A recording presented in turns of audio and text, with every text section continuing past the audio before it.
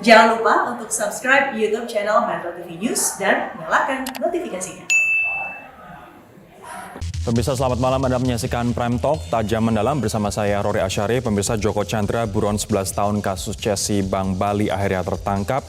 Dia ditangkap di Malaysia dan dibawa pulang ke Indonesia oleh tim yang dipimpin oleh Kabar Eskrim Mabes Polri. Nah, seperti apa kisah di balik penangkapan dari buron yang telah kabur selama 11 tahun ini? Dan setelah penangkapan ini, apa selanjutnya? Nanti kita akan berbincang dengan Menko Polhukam Profesor Mahfud MD setelah ini, pemirsa. Namun kita akan lihat informasi yang lain terlebih dahulu terkait dengan penangkapan Joko Chandra di Prime Talk selengkapnya.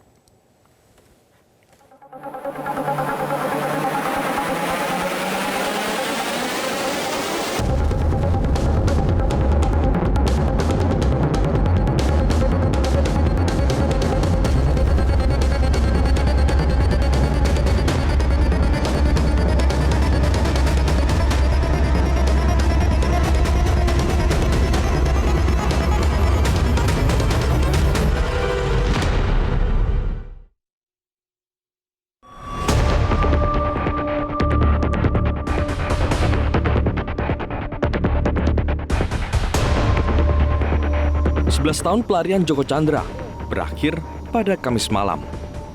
Buronan kasus Cesi Bank Bali itu ditangkap di Kuala Lumpur, Malaysia. Operasi penangkapan Joko Chandra rupanya dirancang senyap atas perintah Presiden Joko Widodo. Skenario penangkapannya pun hanya diketahui oleh 4 orang saja. Nah, tetapi pada waktu itu Pak Listio Sigit meyakinkan kami tidak usah G2J, Pak, cukup P2P. Polis to polis, dari polisi ke polisi. Kami akan melakukan operasi mulai nanti malam, kata Pak Sigit, tanggal 20 itu, mulai nanti malam untuk melakukan penangkapan karena kami sudah tahu tempatnya. Sesudah saya berdiskusi kira-kira 10 menit, saya yakin bahwa polisi bisa melakukan itu, sehingga sejak itu juga saya tahu hanya 2. Tim khusus dari Bareskrim Polri awalnya sudah mengetahui Joko Chandra berada di Malaysia. Informasi itu pun langsung ditindaklanjuti dengan berkomunikasi dengan polis di Raja Malaysia. Prosesnya namanya handing over, jadi begitu bisa diamankan oleh rekan-rekan kepolisian di Raja Malaysia, selanjutnya langsung diserahkan ke kita untuk kita lakukan penangkapan. Prosesnya di wilayah yurisdiksi Indonesia kan kira-kira seperti itu. Dan kemudian langsung kita bawa. Jejak Joko Chandra selama menjadi buron dikenal cukup licin. Selama 11 tahun, aparat penegak hukum sulit menangkapnya, padahal Joko sempat terendus di beberapa negara seperti Papua Nugini, Malaysia, dan Singapura. Saking licinnya, Joko bisa dengan leluasa keluar masuk Indonesia. Bahkan punya keistimewaan untuk membuat KTP elektronik di salah satu kelurahan di Jakarta Selatan. Gara-gara ulahnya itu, lurah tempat Joko membuat KTP elektronik dicopot. Tidak hanya KTP elektronik, Joko juga bisa leluasa pergi dari Jakarta ke Pontianak dengan hanya mengantongi surat jalan yang dibuat oleh oknum perwira tinggi Polri di Bareskrim. Untuk keluar masuk Indonesia, Joko Chandra ternyata juga mengantongi paspor yang dibuatnya di kantor imigrasi Jakarta Utara. Geram mengetahui manuver Joko, pada 27 Juni 2020 Kejaksaan Agung kembali memasukkan nama Joko ke sistem perlintasan dengan status daftar pencarian orang atau DPO. Segala manuver Joko di Indonesia menemui jalan buntu ketika 29 Juli lalu Pengadilan Negeri Jakarta Selatan memutuskan untuk tidak meneruskan peninjauan kembali Joko Chandra ke Mahkamah Agung. Tim Liputan, Metro TV. Saya akan menyapa Profesor Mahfud MD Menko Polhukam yang bergabung bersama kami dari Madura, Jawa Timur. Prof. Mahfud, selamat malam, Prof. Selamat malam, Rory. Prof, Anda menyebut hanya 4 orang yang tahu perihal rencana penangkapan dari Joko Chandra, Kabar Eskrim, Kapolri, Anda sendiri, dan juga Presiden Jokowi. Bagaimana awal mulanya sebenarnya rencana penangkapan ini, Prof? Bisa diceritakan? Jadi begini, sudah saya ceritakan lagi tanggal 20 sore itu karena banyak sekali desakan dari masyarakat agar pemerintah segera melakukan hubungan dengan Malaysia untuk menangkap Joko Chandra karena informasinya yang di Malaysia. Saya mengundang rapat lintas kementerian dan penegak hukum itu jam 17.30 untuk merencanakan bagaimana sih caranya nangkap orang yang ada di Malaysia ini. Kemudian sekitar jam 11.30 Pak Listio Sigit datang ke kantor saya agak mendadak dan menyatakan bahwa tidak perlulah antar pemerintah urusan Joko Chandra ini, cukup polis to polis. Dan polisi sudah mempunyai rencana yang sudah disampaikan kepada Presiden, kepada Kapolri, dan pada saat itu menyampaikan yang ketiga kepada Menko Polhukam. Jadi sampai saat itu tanggal 20 jam 11.30 itu yang tahu rencana operasi ini adalah Presiden, Kapolri, kemudian Menko Polhukam dan Kabar Reskrim sebagai eksekutornya.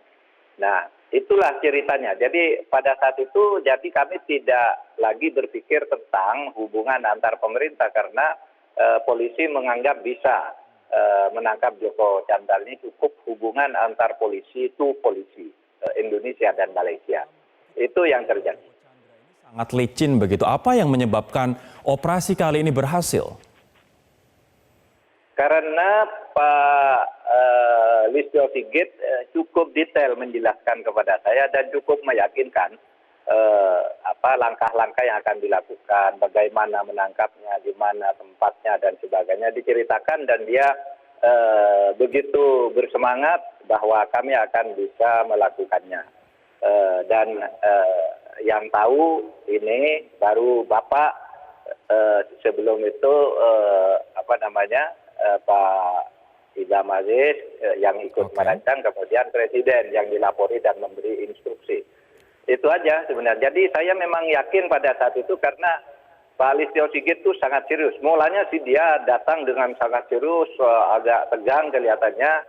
Sebelum dia melapor gitu karena seperti tegang sekali, saya ajak berdua, Pak Listio, Pak Kabar Reskrim, saya bilang. Tadi malam obat COVID-19-nya sudah saya coba, wah bagus sekali. Baru beliau agak rileks dan bercerita dengan senang gitu.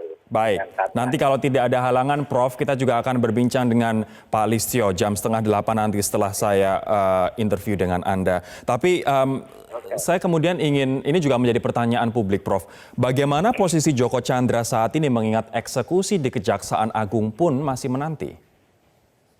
Ya begini, menurut KUHP sesudah penangkapan dalam waktu 1 kali 24 jam harus sudah dieksekusi oleh Kejaksaan Agung. Tapi sampai saat ini belum diserahkan ke Kejaksaan Agung oleh polisi. Tetapi karena memang ada kasus baru yang dikembangkan oleh polisi.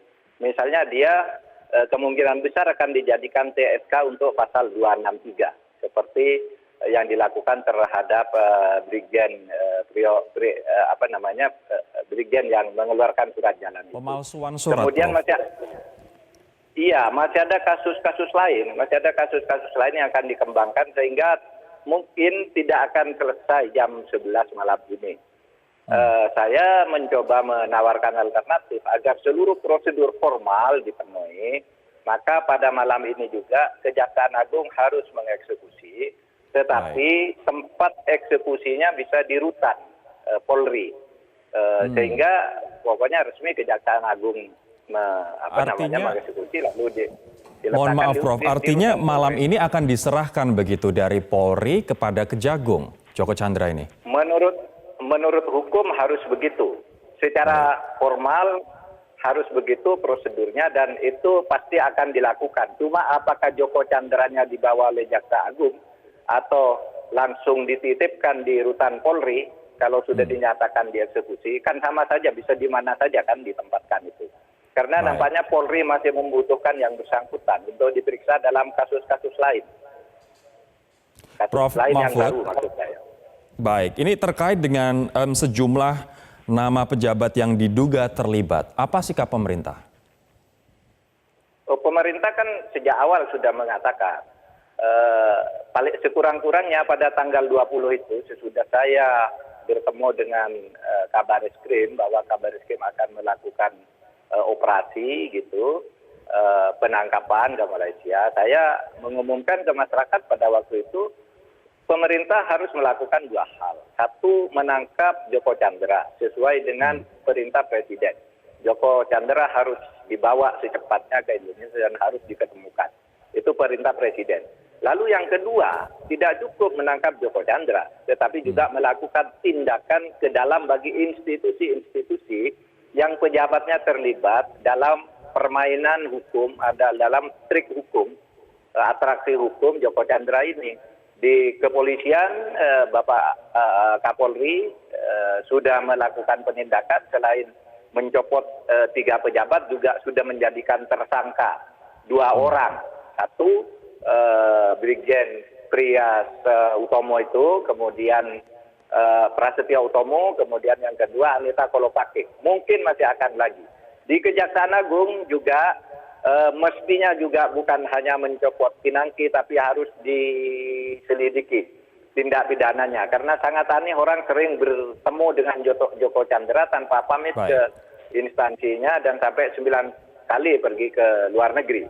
Dan ada foto-fotonya. Itu pasti kalau ditelusuri pasti ada sesuatu yang bisa ditemukan di situ. Saya ingin nanti meminta pendapat Anda, Prof, soal kalau misalnya dia saat ini di Indonesia, berarti proses pengajuan PK dia akan lebih mudah. Bagaimana nanti menurut Anda proses pengajuan PK dan haruskah kita bersama-sama memonitor Mahkamah Agung? Dan saya juga ingin menanyakan terkait dengan concern dari Presiden Jokowi karena informasi yang ada penangkapan Joko Chandra ini adalah perintah langsung dari Presiden Jokowi. Kenapa Presiden Jokowi begitu concern pada kasus ini? Kami nanti akan tanyakan sesaat lagi. Tetaplah bersama kami, pemirsa.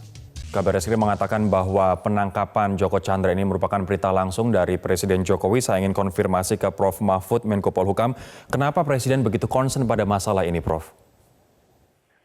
Ya, Presiden sangat concern bukan hanya masalah ini ya, tetapi masalah-masalah lain Presiden, termasuk dalam kasus Novel Baswedan dan sebagainya yang memberi tenggat agar pelakunya ditangkap kan Presiden juga.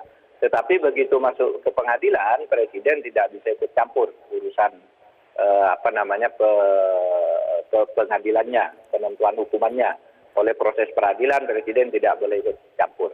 Sama dengan ini, Presiden punya concern yang sangat kuat untuk menangkap Joko Chandra itu. Apalagi isunya ada tuduhan bahwa Joko Chandra diberi karpet merah oleh pemerintah, itu hanya permainan ciluba dan sebagainya. Padahal kasus ini sudah muncul itu sejak tahun 2009. Kong kali kongnya terjadi di tahun 2009 itu. Sekarang lalu Presiden dituju bertemu dengan adiknya Joko Chandra dan sebagainya. Padahal mungkin itu ada sebuah pesta Presiden diundang yang tidak tahu siapa saja yang diundang gitu. Maka Presiden menginstruksikan bahwa pulang dan harus ditemukan itu Joko Chandra dimanapun berada. Nah itulah yang kemudian kita melakukan operasi itu. Prof. Mahfud, ini dengan ditangkapnya Joko Chandra dan kembali ke Indonesia, dia akan mengajukan PK bisa dengan lebih leluasa.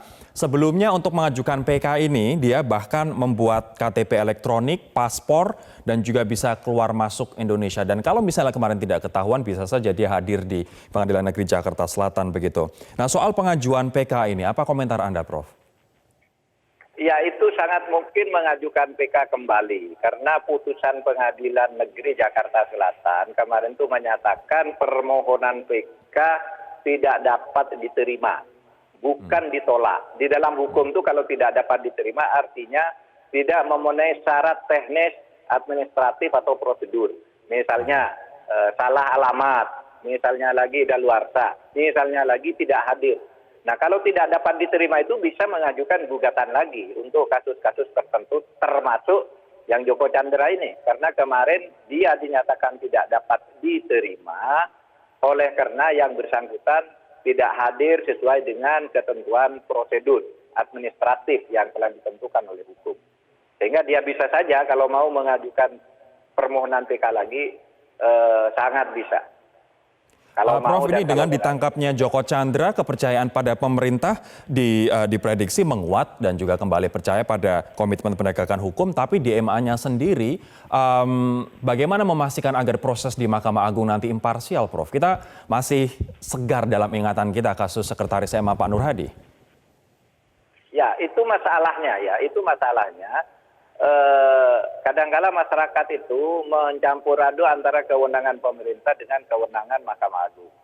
Jadi begini, kalau sudah urusan Mahkamah Agung, Presiden sekalipun, apalagi hanya Jaksa Agung dan Polri, itu tidak bisa ikut dalam proses peradilan, itu tidak bisa ikut campur. Yang menentukan sepenuhnya adalah pengadilan di bawah Mahkamah Agung. Nah, kadang-kala masyarakat menyatakan kalau orang dibebaskan atau dihukum ringan, yang dituding pemerintah tidak becus. Padahal itu lembaga yang berbeda. Nah, oleh sebab itu, Rory, saya berharap Mahkamah Agung juga tidak main-main di dalam masalah ini. Dan saya tahu Mahkamah Agung juga serius dan tidak akan main-main. Agar kalau dia ngajukan PK supaya diperhatikan betul, gitu ya, rasa keadilannya dan kebenaran hukumnya. Ya, yang kedua, masyarakat di Indonesia sangat berpengaruh bagi terungkapnya kasus-kasus itu atau tertangkapnya seorang buron itu masyarakat sangat mempunyai pengaruh yang besar melalui pengawasannya yang terbuka. Nah, oleh sebab itu masyarakat boleh terus mengawasi kepolisian, kejaksaan dalam eksekusi ini sekaligus. Yang terpenting nanti mengawasi Mahkamah Agung juga ketika misalnya Joko Chandra meminta untuk mengajukan PK kembali. Terakhir Prof, untuk Anda, setelah Joko Chandra ditangkap dan secara hukum nanti malam harus diserahkan kepada Kejaksaan Agung, selanjutnya apa? Ya, kita banyak kerjaan yang lain kan, banyak kerjaan yang lain. Artinya kalau nanti malam sudah dieksekusi oleh Kejaksaan Agung, kemudian mungkin dititipkan di rutan Polri karena ada kasus-kasus baru yang harus didakwakan nantinya kepada Joko Chandra, maka saya kira itu menjadi masalah teknis. Prinsipnya bahwa ditangkap dan dieksekusi itu sudah terjadi malam ini, gitu. Dan pasti juga penyelidikan lebih mendalam terkait dengan pihak-pihak yang diduga terlibat juga akan menjadi prioritas. Terima kasih sekali lagi Profesor Mahfud MD, Menko Polhukam atas waktunya di Prime Talk yang bergabung bersama kami dari Madura, Jawa Timur. Kami akan kembali pemirsa usai jeda berikut ini. Tetaplah bersama kami di Prime Talk.